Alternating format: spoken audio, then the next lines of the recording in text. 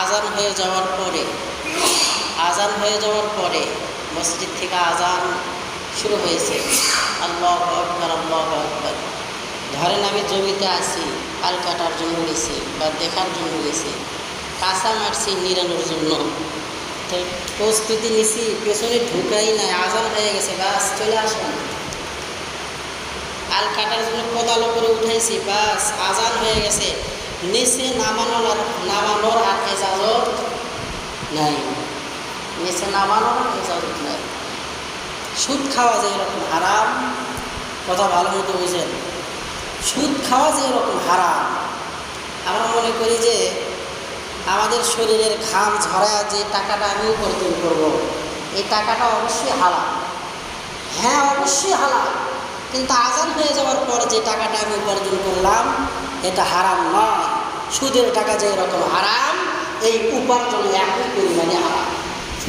এ অস্তি করে আজান হয়ে গেছে, আমি জমিতে খাটতেছি আর মনে করতেছি যে খেটে খাওয়া হালালিয়তের লক্ষণ, কিন্তু খেটে খাওয়া হালালিয়তের লক্ষণ তখন মসজিদে আজান হয়েছিল না। যখন মসজিদে আজান হয়ে গিয়েছে, বাস দুনিয়ার সব কাজকর্ম আমার আপনার জন্য হারাম হয়ে গিয়েছে। এখন আমার আপনার জন্য একটাই দায়িত্ব, একটাই কর্তব্য যে আল্লাহ পাকের ডাকে সাড়া দিয়ে মসজিদে যায়, গিয়ে আল্লাহ পাকের কুদরতি কদমে সেজদায় করে কান্না করি, মা খালাকতুল জিন ওয়াল ইনস ইল্লা লিয়াবুদুন। আল্লাহ পাক মানুষ বানায় নাই, আল্লাহ পাক কি করেন নাই, মানুষ বানায় নাই, ইল্লা লিয়াবুদুন। তবে কেন বানিয়েছেন? লিয়াবুদুন, ইবাদত বন্দেগী করার জন্য। আল্লাহ পাক মানুষ বানান, তবে কেন বানালেন? ইল্লা লিয়াবুদুন। আমরা মসজিদ বানাই নাই, তবে কেন বানিয়েছি? ইবাদত করার জন্য। কি করার জন্য? ইবাদত করার জন্য। যারা আসো সবাই মসজিদমুখী হয়ে আগে আসার চেষ্টা করব ইনশাআল্লাহ। আল্লাহ পাক আমাদেরকে তৌফিক দান করেন। আল্লাহ পাকের শুকর যে আল্লাহ তাআলা আমাদের এই মুষ্টিময় কয়েকজনকে আগে মসজিদে আসার মতো তৌফিক দান করছেন। এজন্য সকলের দিল থেকে শুকর আদায় করি আলহামদুলিল্লাহ। আবারও জবান খুলে পড়ি আলহামদুলিল্লাহ। আমরা আগে মসজিদে এসে ঠকি নাই, আগে মসজিদে এসে কি করি নাই? কথা বলেন। আগে মসজিদে আসে আমরা ঠকি নাই, বরঞ্চ যারা আসে নাই তারাই ঠকে গেছে। জিন্দিগি ভর এই ফুলবাড়ি উত্তরপাড়ায় এমন কোনো ম্যান আছে যে একটা উট ক্রয় করে কুরবানি দিবে? আছে? কথা বলেন, আছে? থাকলেও টাকা পয়সা থাকলেও মন নাই, অত বড় কলিজা নাই যে একটা উট একলাই 5-10 লাখ টাকা দিয়ে কিনে কুরবানি দিবে। কিন্তু আপনি চাইলেই আপনার আমল নামাতে উট কুরবানি দেওয়া কামেল মোকাম্মাল কবুলিয়তের সব নিজের আমল নামায় লেখাইতে পারেন। কেমনে?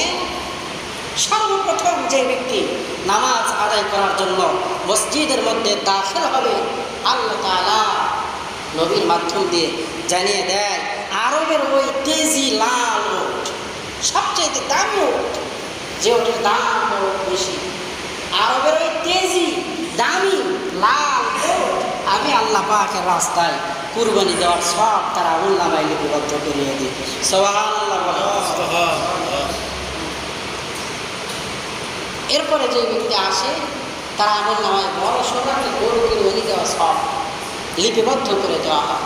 চাইলে আমার আমল নামার মধ্যে আমি দিনে 5-5টা উট কুরবানি দেওয়া সব লিপিবদ্ধ করাইতে পারি, গরু কুরবানি দেওয়া সব আমার আমল নামায় লিপিবদ্ধ করাইতে পারি, ছাগল দুম্বা ভেড়া কুরবানি দেওয়ার সব আমার আমল নামায় লিপিবদ্ধ করাইতে পারি, কিন্তু আমরা করি না। জন্য বেশির থেকে বেশি মসজিদমুখী হওয়া চাই, মসজিদমুখী হওয়া চাই।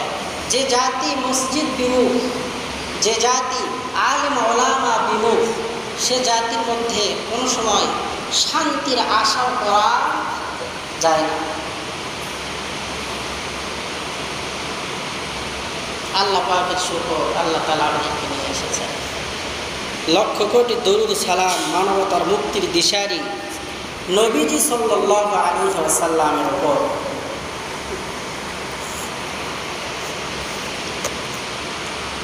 যে নবীজি সাল্লাল্লাহু আলাইহি ওয়াসাল্লামগণ আল্লাহ পাক সমস্ত পয়গম্বরদেরকেই একটা নির্দেশ দিয়ে দুনিয়াতে পাঠিয়েছেন। কয় নির্দেশ? প্রথমত এক নির্দেশ, আল্লাহ ভোলা মানুষদেরকে আল্লাহমুখী করার জন্য। আল্লাহ ভোলা মানুষদেরকে আল্লাহমুখী করার জন্য।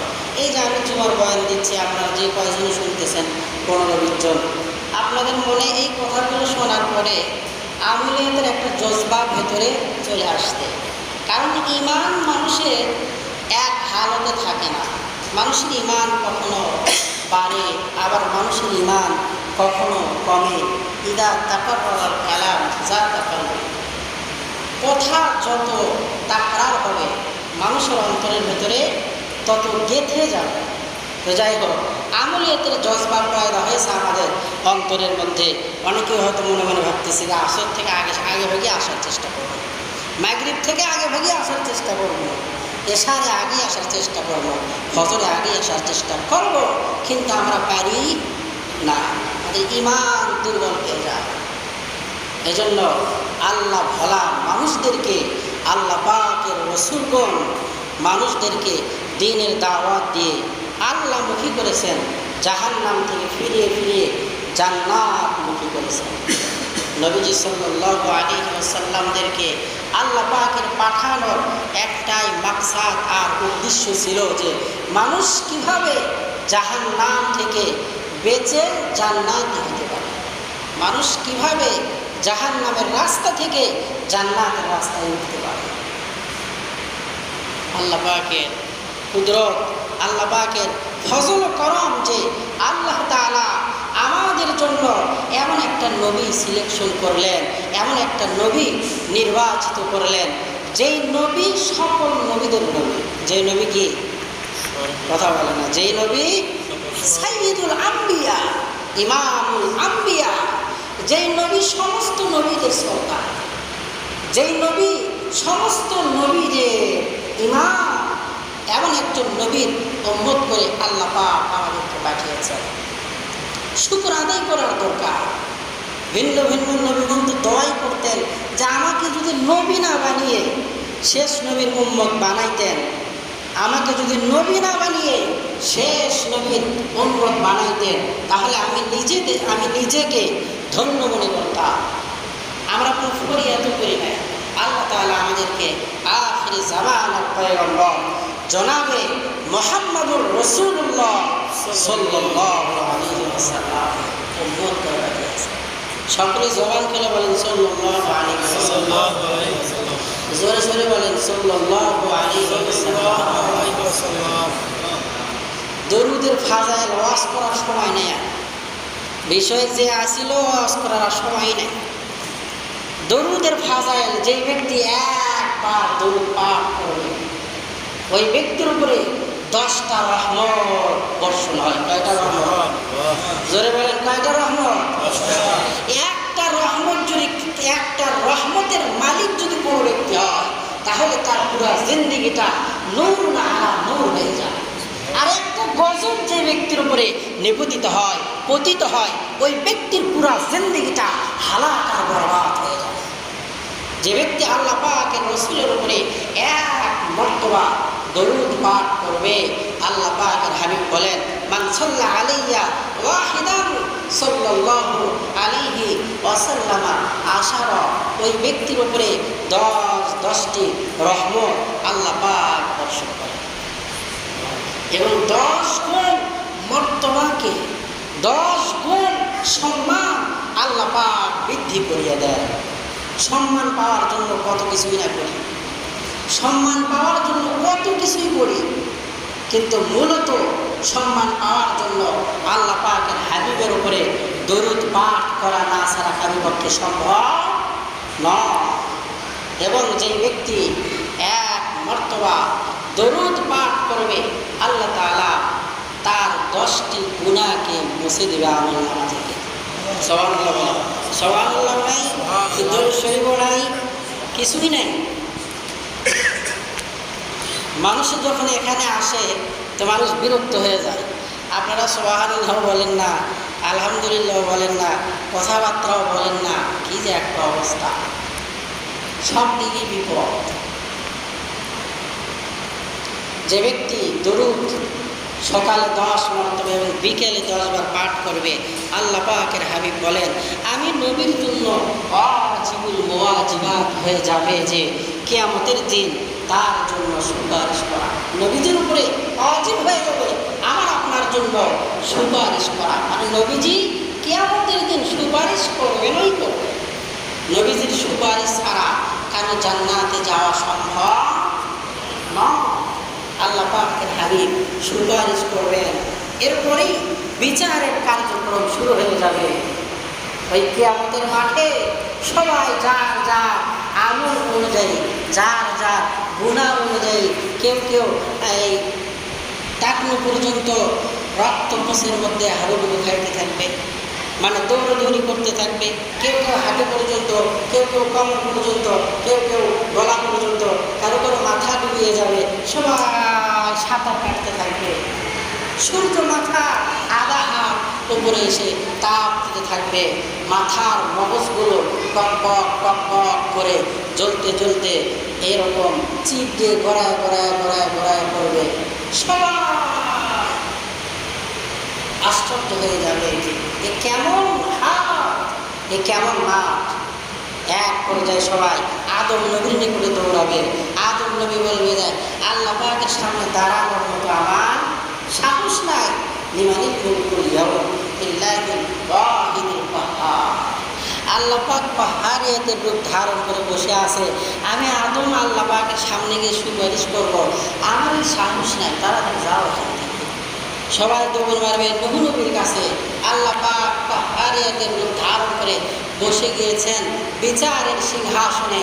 কিয়ামতের দিন পাহাড়িয়াতের রূপ, যেই রূপের মধ্যে আল্লাহ পাকের কোনো ভালোবাসার লেশকেশ নাই। কি ভালোবাসা লেশকেশ নাই, ভালোবাসাকে আল্লাহ তাআলা 100 ভাগে বিভক্ত করেছেন, 99 ভাগ আল্লাহ পাক তার নিজের কাছেই রেখেছেন, আর 1 ভাগের মধ্যে আবার 100 ভাগ করছে, আবার 100 ভাগ করার পরে আরও 99 ভাগ আল্লাহ পাকের কাছেই রাখছে।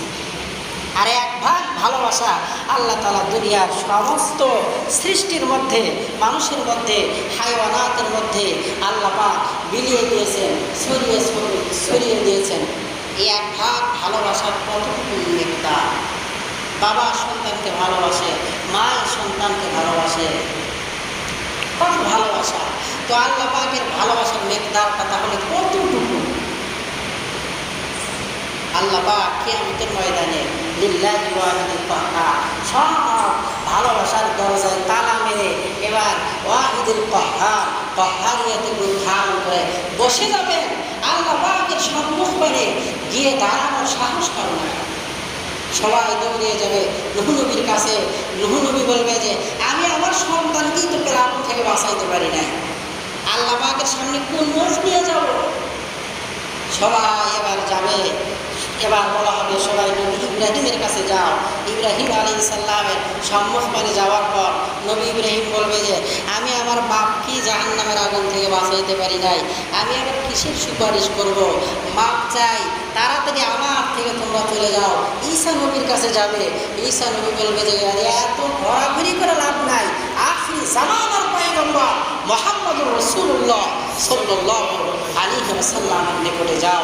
আল্লাহ পাকের হাবিবের সম্মুখপানে গিয়ে শিউরে গিয়ে সবাই দাঁড়িয়ে যাবে। আল্লাহ পাকের হাবিব বলতেছে, সবাই বলে ইয়া নাফসি ইয়া নাফসি, আমার আপনার নবী বলে ইয়া হাবলি উম্মতি রব্বি হাবলি উম্মতি, আমার উম্মতের কি হালত হবে। সবাই জাহান্নাম ওদিকে ব্যাকুল হয়ে আছে জাহান্নামীদেরকে গ্রাস করার জন্য। ক্ষুধা লাগলে কোথায় থাকি আর না থাকি তাড়াতাড়ি বাড়িতে যাইতে হবে, খাইতে হবে, কারণ আমাদের ক্ষুধা লেগেছে। বাস থেকে খিদা লাগলে তো অবস্থাই খারাপ, তাড়াতাড়ি আখিমুল ছাউ দেয়, যে যেখানে পারে সেখানেই থাকে। ক্ষুধার জ্বালা, জাহান্নামের ক্ষুধার জ্বালা শুরু হয়ে যাবে। হাসরের ময়দানে জাহান্নামীদেরকে গ্রাস করার জন্য ৭০,০০০ ফেরেশতা আল্লাহ তাআলা ৭০,০০০ শিকল দ্বারা আবদ্ধ করে আটকে রেখেছে। ফেরেশতাদের শক্তি নাই জাহান্নামকে থামানোর জন্য। মানুষগুলো এবার বেকার হয়ে আল্লাহ পাকের হাবিবের নিকটে যাবে আর বলবে, নবী হে, আমাদেরকে আপনি বাঁচান, জাহান্নাম আমাদেরকে খেয়ে ফেলবে। এমন গর্জন দিচ্ছে, পুরো হাসরের মাঠ থরথর থরথর করে কাঁপতেছে। জাহান্নামীদের, গুনাহগারদের অবস্থা আমার করুণ হয়ে গেছে। আল্লাহ পাকের হাবিবের নিকটে ফেরেশতাদের মাধ্যমে আল্লাহ তাআলা এক পেয়ালার মধ্যে অল্প একটু পানি দেবে, আর আল্লাহ পাক জানিয়ে দেবে, নবী হে, এই পানিটা আপনি ওই জাহান্নামের দিকে একটু নিক্ষেপ করেন। আল্লাহ পাকের হাবিব ওই পেয়ালা থেকে পানি নিয়ে জাহান্নামের দিকে একটু নিক্ষেপ করার সঙ্গে সঙ্গে জাহান্নাম চিল্লাইতে চিল্লাইতে পিছন দিকে ঘটায় যাবে। সমস্ত উম্মতগুলো অবাক হয়ে যাবে, নবী হে, এটা কিসের পানি দিলেন আপনি, যেই পানির কারণে জাহান্নাম পিছনের দিকে দৌড়ায়?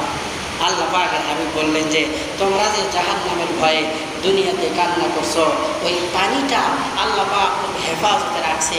আর আজকে আমি নবীর হাতে এক পেয়ালা পানি দিয়েছে, ওই পানিটাই আমি জাহান্নামের দিকে নিক্ষেপ করছি, ভিন্ন কোনো পানি নয়, তোমাদেরই চোখের পানি। এজন্য আল্লাহ পাক বলেছেন, ফালিয়াদহাকু কলিলা ওয়ালিয়াবকু কাসীরা, কম হাসো, বেশি বেশি কান্না করো। মুমিনের জন্য দুনিয়া খেল তামাশা হাসির জায়গা নয়, মুমিনের জন্য দুনিয়া জাহান্নামের মতো, মুমিনের জন্য দুনিয়াটা জেলখানার মতো। আর যারা মুমিন না, তারা দুনিয়াতে আনন্দ ফুর্তি করবে, হাসি তামাশা করবে। আর যারা মুমিন, ফালিয়াদহাকু কলিলা ওয়ালিয়াবকু কাসীরা, মুমিন তুমি বেশি বেশি কান্না করো আর কম কম হাসো। কারণ তোমার জন্য তো হাসির জায়গা, তোমার জন্য তো চির সুখ শান্তির জায়গা আমি আল্লাহ পাক ওই জান্নাতে রেখেছি। না, শোন, আমরা বেশির থেকে বেশি কান্না করি, বেশির থেকে বেশি নামাজি হই, বেশির থেকে বেশি ইবাদত বন্দেগী করার চেষ্টা করি। আল্লাহ পাক আমাদের সবাইকে বেশি বেশি নেক আমল করে কবরের বাড়িতে যাওয়ার তৌফিক দান করেন। ওমা তৌফিক।